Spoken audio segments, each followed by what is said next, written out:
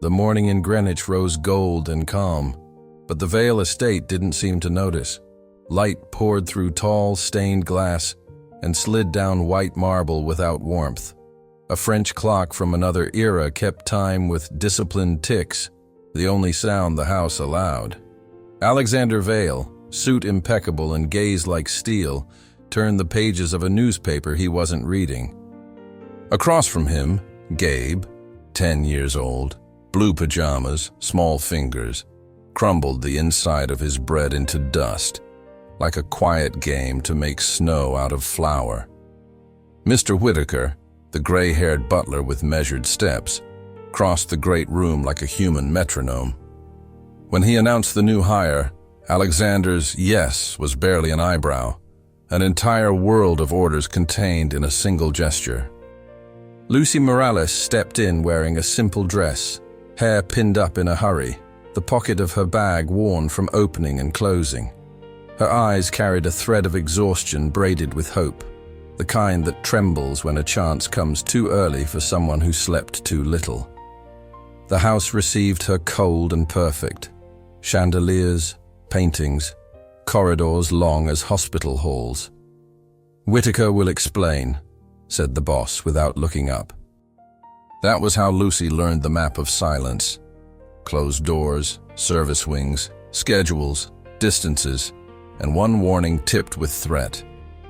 The boy is not to be disturbed.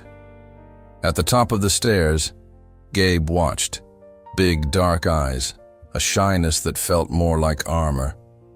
Lucy lifted her hand in a soft reflex and offered a small wave. The boy hesitated, returned the gesture with almost nothing. And in that, almost nothing, an invisible thread appeared.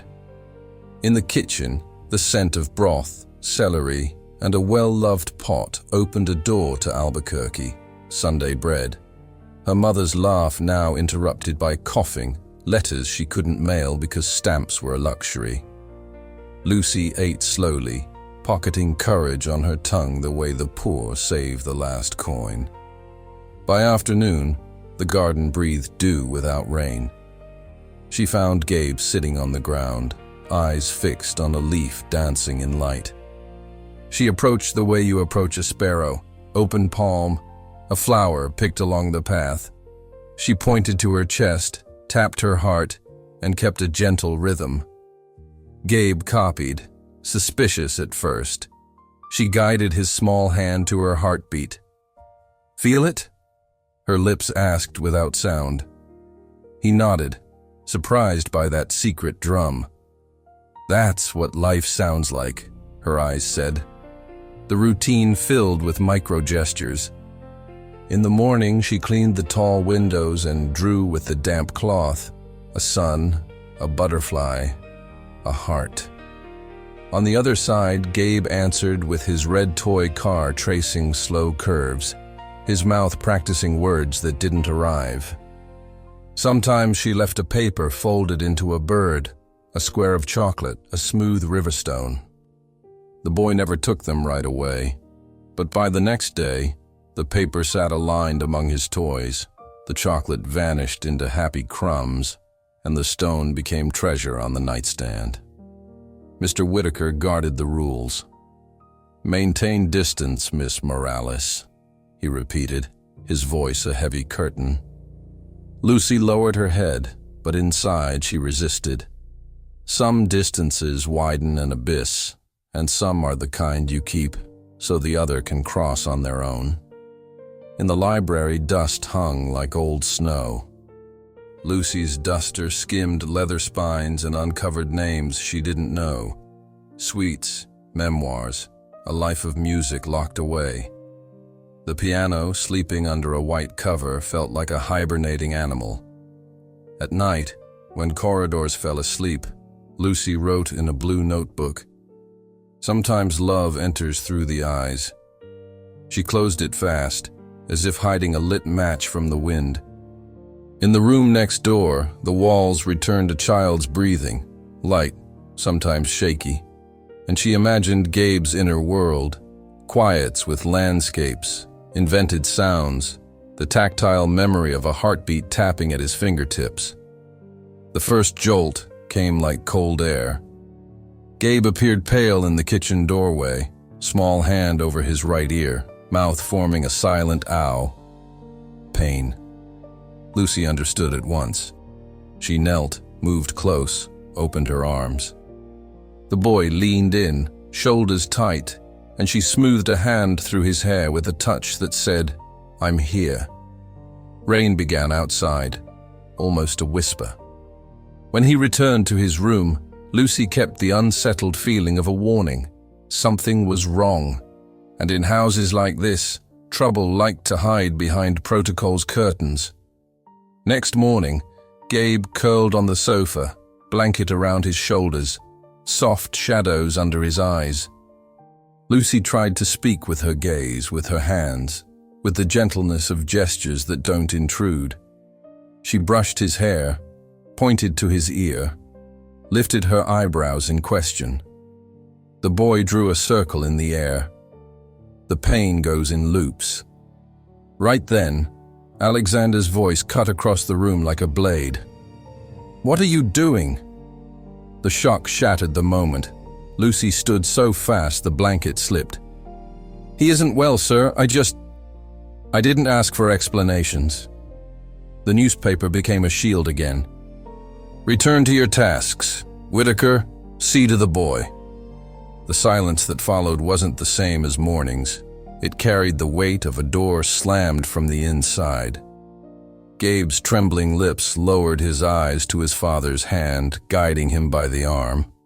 No cruelty in it, only fear. Lucy stepped back once, but her heart surged forward in a rush to protect. That night, sleepless, she came downstairs and saw Alexander standing before the covered piano. He didn't play. He only rested his hand on the canvas, as if taking the pulse of an old patient. The photograph beside it, a woman with chestnut hair holding a newborn, completed the map of the house's ruins. They had a name and a date. From then on, the days moved with a care bordering on secret. Lucy avoided crossing the invisible line. Gabe found ways to brush against her presence.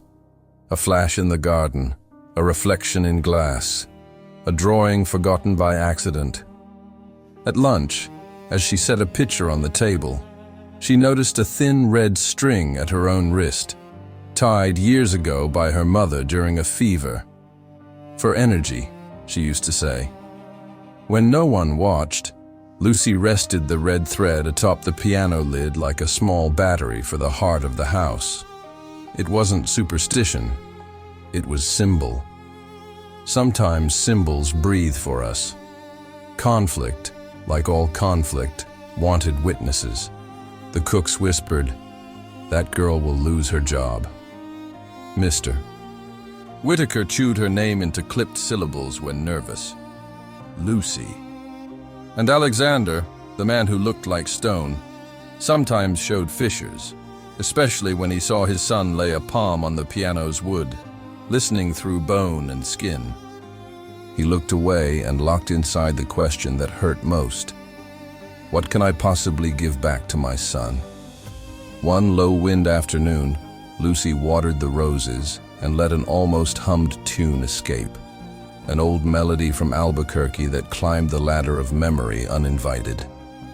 Gabe appeared, curious about water glinting in the air. She offered the watering can. His hands shook less now. From the porch, Alexander watched. The song nibbled at memories. His wife, Marina, sang something like that when Gabe was a baby. Nostalgia rose like a tide, bringing, along with it, guilt. He lowered his gaze. Too early for courage, too late to run. At dusk, the piano stopped being furniture and became a character. Alexander pulled the cover as if removing a dressing from a wound. He sat. The first note came out crooked and shy, but alive. The corridor held its breath. Lucy, with a tray in her hands, froze mid-step. Gabe appeared, eyes bright, hand on the wood to harvest vibrations. The father, seeing him, froze with an old fear, the fear of failing again.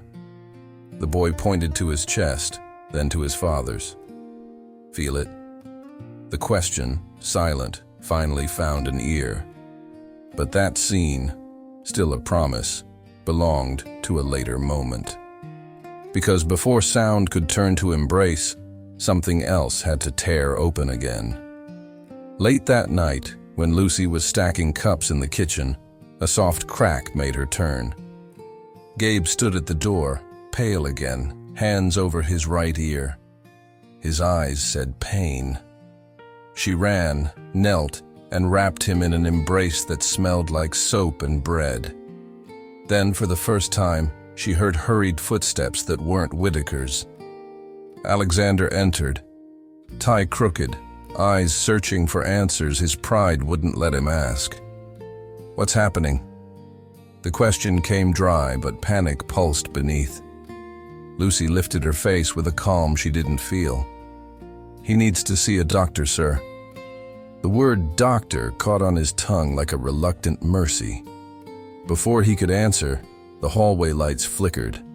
A distant thunder stroked the Connecticut sky, and the house, so faithful to silence, seemed to hold its breath.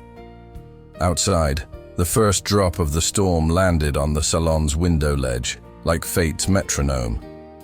Inside, 3 hearts braced, unknowing, for the music to come. The storm didn't ask permission. Rain wrote across the windows like a letter no one knew how to read. On the sofa, Gabe pressed his face into the blanket. His right ear throbbed in circles. The pain goes in loops he had drawn. Lucy stayed beside him. Warm hands, quiet breathing, whole presence. Alexander crossed the room with a speed he didn't recognize. Waterprints followed his shoes across the marble. For a second, his old reflex: lock everything, control everything, hide behind order and distance. But his son's eyes made a request that didn't belong to any rule. "Whitaker," his voice firm without hardness. "Call the doctor, now." The butler only nodded. As if lessons from old etiquette bowed to urgent kindness, he brought an extra blanket, warm compresses, and useful silence. The doctor arrived before the rain grew tired. A middle-aged man with careful hands that knew how to touch without intrusion. He checked Gabe gently, light across the pupils, light pressure along the jaw, a tuning fork humming against the bone behind the ear. "Secondary otalgia," he explained, looking at Alexander, then at Lucy, who had, without noticing, become part of the conversation. "Nothing serious so far. Inflammation, maybe a leftover cold, maybe tension. We'll treat and watch. The important thing is that he doesn't feel afraid." That landed deep in Alexander. He must not feel afraid. The doctor prescribed drops, warm compresses, and almost like advice no one writes on a pad, low music, soft vibration, skin, and embrace. "For someone who listens with the body," he added with a small smile, "sound can heal through touch." While Whitaker walked the doctor to the door, Alexander stood with the prescription in his hand, fingers barely trembling. Lucy saw it wasn't the paper. It was the permission folded inside. "I can stay with him, sir," she said softly, "until the pain loosens." Alexander paused a breath and nodded, not from exhaustion, from trust. The next hours moved like a small choreography. Lucy changed the compress, counted a slow 1-2 on her fingers as her palm brushed Gabe's hair. Gabe matched her, resting his hand over her chest, marking that secret drum of life. Alexander, choosing a new posture, sat on the floor beside the sofa, close enough to be seen without towering over his son. Curiously, the house grew more alive in quiet. Rain scored a soft pianissimo outside. Inside, everything breathed in time. When the pain slackened, Gabe opened his eyes and, alert as always, searched for vibrations. He stood, carefully, walked to the sleeping piano, and touched the wood. Without a word, Lucy slid the red thread from her wrist and rested it on the lid. Alexander noticed, a small talisman from a faraway kitchen giving the instrument a pulse. He stepped closer and laid his hand on the wood. Fear arrived, as it does whenever love asks for a stage. "It's all right," Lucy said, simple, like you say to someone standing at the mouth of a bridge. He lifted the lid. The piano exhaled a dusting of memory. He sat. The first note he found wasn't perfect. Therefore, it was true. A timid C, vibrating more in the chest than in the room. Gabe leaned his cheek to the wood and smiled. The second note trembled with a tear. The third felt like something Marina had hidden there for this exact night. In a few measures, Lucy's garden melody returned, as if it had always lived inside the piano. Lucy, in the doorway with a tray forgotten in her arms, cried soundlessly. Tears like that don't wet the floor, they irrigate the dry parts. Alexander stopped, breathed, looked at his son. "Do you feel it?" Gabe pointed to his chest and nodded. "I feel it." And the man who had armored himself with contracts and headlines let his shoulders drop. Guilt, which usually held the microphone in that house, went quiet for a few minutes. When the last note settled, there was no applause. There was an embrace, the kind that aligns spine and future. Next morning, light opened over the room in clean yellow. The doctor returned. Clear improvement, pain retreating.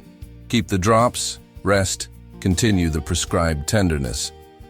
At the door, he joked, "If you keep using the piano as medicine, I'll have to add it to the chart." Alexander smiled in a way Whitaker hadn't seen since when? The butler searched his memory for a date and found only a hint of spring. Later, Lucy tidied the office. Wide room, big window, books in good order, quiet landscapes on the walls. Some objects seemed to wait for the right hands. In the corner, a box of sheet music.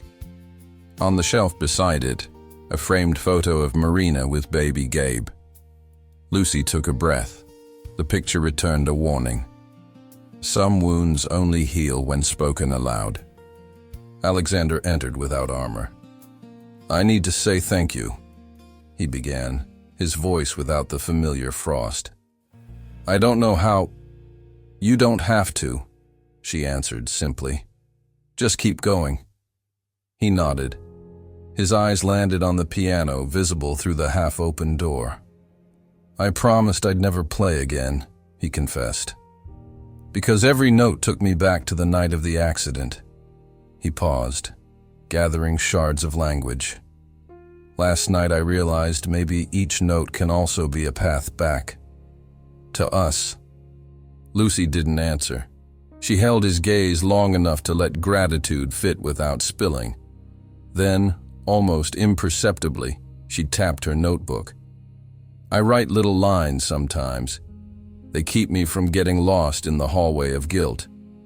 He smiled. "Marina used to write lines like that in the margins of my scores." Saying her name out loud changed the air. For a beat, Alexander looked both older and younger. He opened the box of music. Yellowed pages, underlined melodies, an old note. When everything goes quiet, listen. It was hers, he whispered. Lucy wiped the shelf edge, hands needing work while her heart listened. That night, Gabe fell asleep early. Drops, warmth, a lap. Lucy drew the curtains, leaving a sliver for the moon. Alexander stayed alone in the great room a while, the piano open, the doctor's instructions memorized, the memory of Marina beside him, tapping time with her foot like old days. He played the garden melody again. With each chord, the air of the house thickened into home. When he went to put away the music, he pulled the lower drawer of the piano, one he rarely opened. Something inside let go, as if it had been waiting for this hand. A yellowed envelope, sealed with cracked red wax, slid out and fell at his feet. On its face, a single letter in a hand his memory could recognize in the dark. M. He didn't touch it at first. He just looked, seconds stretching into quiet time. He called Lucy without calling. Maybe the shock carried its own vibration, and she appeared, understanding the outline of a secret by the shape of the scene. He bent to pick it up with both hands, like lifting a tired bird. "It's hers," he said, voice frayed. "It's from Marina." The house, which had learned a new way to breathe, held its breath again. The rain had stopped, another storm, the inner kind, coiled and gathered. He pressed the envelope to his chest, looked at Lucy, at the photo frame, at Gabe's door. Then, as if asking time for permission, he ran his thumb over the seal. The old wax gave with a tiny crack, the kind only a heart listener hears. The sound was small, almost a sigh, but inside, Alexander, it roared like contained thunder. That seal with the letter M held more than paper and ink. It held the echo of a voice he thought was gone forever. The envelope smelled like memory. Lucy watched in understanding. The moment split a man between the past and what still could be. Alexander sat at the piano, envelope in his hands. For a moment, he feared opening it. "I don't know if I'm ready," he murmured, voice ragged. Lucy stepped closer. "No one ever is, sir. The heart understands before the mind does." He nodded and broke the old seal with care, as if loosening a knot on grief. Inside, a folded letter, inked in blue, in a handwriting he would know even blind. Marina. Words trembled between his fingers as he read, low, like a prayer. "Alexander, if you're reading this, it means I couldn't say goodbye. Don't blame anyone. Not yourself, not fate. If Gabe loses the world's sound, teach him to listen with his soul. And if you lose your will to live, go find the music where everything goes quiet. There, in that silence, you'll find yourself again.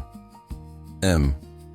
He finished, but her voice still seemed to linger on the walls. Alexander closed his eyes and pressed the letter to his chest. "All this time," he whispered. "All this time I carried guilt she had already forgiven." Lucy rested a hand on his shoulder. Sometimes forgiveness arrives when the soul is finally ready to hear it. Tears came gently, without hurry. The man who had lived surrounded by silence at last let his heart speak. Footsteps padded down the hall. Gabe appeared, sleepy, blanket trailing. He looked at his dad, at Lucy, then at the letter. With his hands, he asked without sound, "Mom?" Alexander nodded and beckoned him closer. "It's from Mom, buddy," he articulated slowly so Gabe could read his lips. "She hears you too." Gabe touched the paper, then his father's chest, and drew the sign in the air Lucy already knew. She's here. The hug that followed finally dissolved the weight of years. Morning returned with a clear, warm light. Gabe colored at the coffee table. On the page, 3 figures hand in hand, Dad, Lucy, and him. A red heart in the center. Alexander kneeled beside him. "Is that our family?" Gabe nodded, smiling in silence. Lucy entered with flower on her sleeves and a shy smile. "It's beautiful, Gabe." Alexander looked at her, and for the first time in a long time, answered with ease. "It really is." For an instant, the air between them felt warm, not the heat of fire, but the heat of presence. The kind of love that doesn't shout, it just exists. Life, stubborn as ever, rarely lets peace pass without a test. That afternoon, Whitaker entered with an envelope and a worried face. "Mr. Vale, the board is demanding your immediate return to headquarters. The situation is serious." Alexander closed his eyes a moment. That word, headquarters, still tasted like iron and hurry. "New York won't wait," Whitaker added. Lucy read the weight of his choice. "Are you going back?" "I have to," he said quietly. "But I fear the man I become when I walk through that door." Late that night, with the house asleep, Alexander returned to the great room. The piano stood open, Marina's letter on the lid, moonlight drawing a silver line across the floor. He ran his fingers over the keys, the cool of the ivories.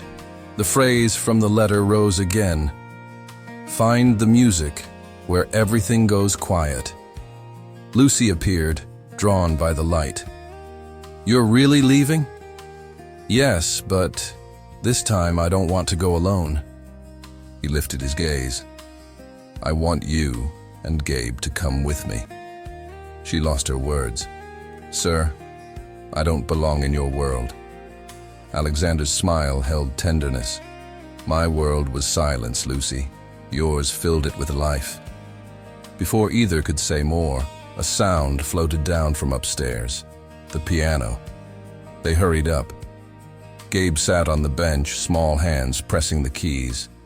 No sound came, but he smiled, and his lips moved as if singing. Alexander knelt. "What are you doing, buddy?" The boy grabbed a notebook and wrote, "I'm listening, from the inside." Lucy covered her mouth, overcome. Alexander hugged him, and for the first time he wasn't afraid of his own tears. "Me too, son. I'm listening too." In that embrace, silence stopped being absence. It became song. Days changed after that.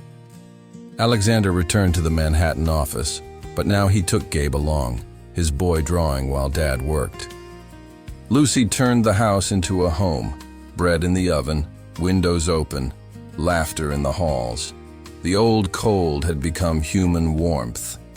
On a Sunday, they walked through Central Park. Winter tinted the air with silver, and a violinist played under a row of bare trees. Notes danced on the wind. Gabe stopped, closed his eyes, and held out a hand to feel invisible vibrations. He smiled. "Do you feel it?" Lucy asked. "I do," he answered.